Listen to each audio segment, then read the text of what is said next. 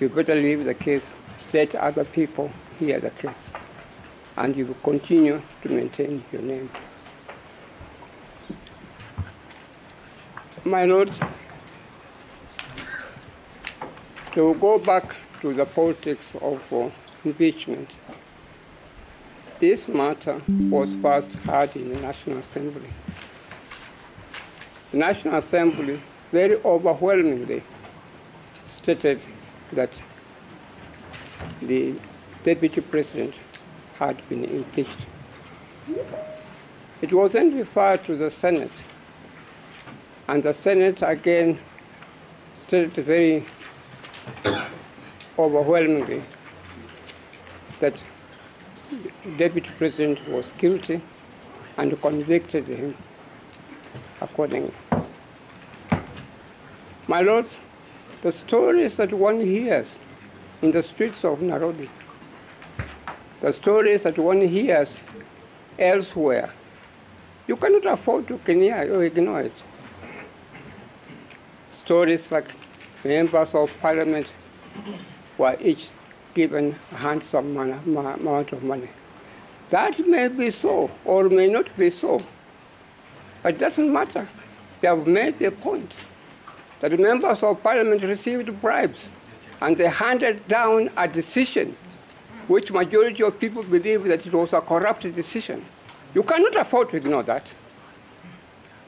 Now, when you go to the Senate, you are told the same thing, that the members of the Senate received money in what is called, is it white bahasha or something of the sort, white bahasha. They received money from known people. Again, you cannot afford to ignore that at all. Now, when they come to the judiciary, they expect the best. They expect people who have got integrity. They expect people who can hear them and whom they cannot suspect at all.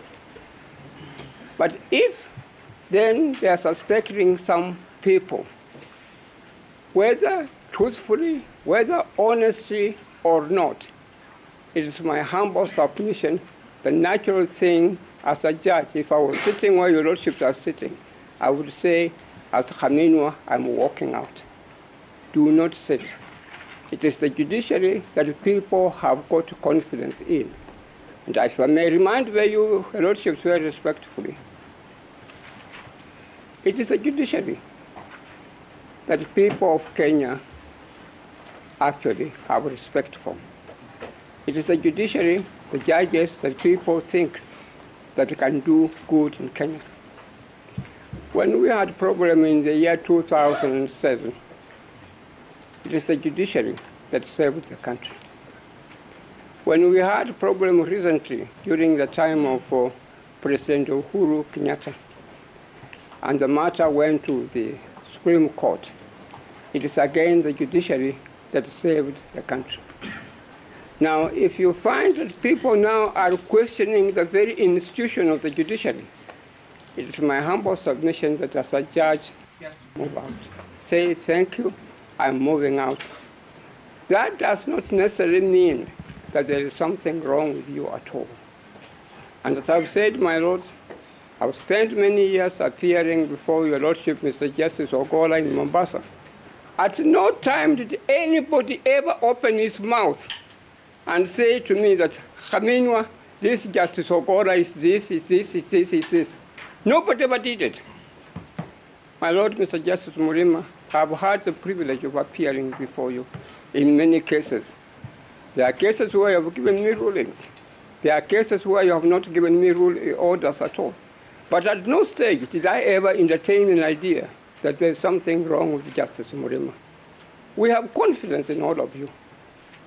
But now we have this concept of perception. There are some people who feel very strongly that Justice Ogola should be out. Justice Murima should be out. My lady judge, may I say I'm leading you, I'm not discriminating against you. I'm one who has fought for rights of women. And I kept on shouting very loudly that we want women judges. I have not had the fortune of appearing before you very often. Actually, you have on a couple of times. Sorry, my memory is letting me down because of age. Yes. But my lords, may I say, I have had the opportunity of appearing before you. And may I say this, my lords, if you go and check Judicial Service Commission records, you will not find a single letter from John Khaminwa complaining